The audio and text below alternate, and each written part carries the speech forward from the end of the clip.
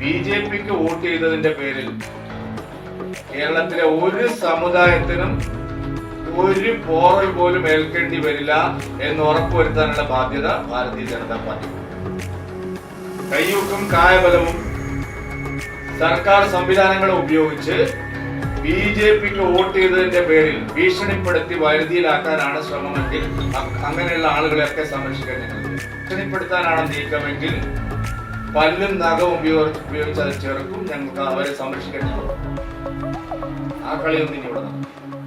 നിങ്ങൾ കേരളം ഭരിക്കുന്നുണ്ടെങ്കിൽ കേന്ദ്രം ഭരിക്കുന്ന പാർട്ടിയാണ്.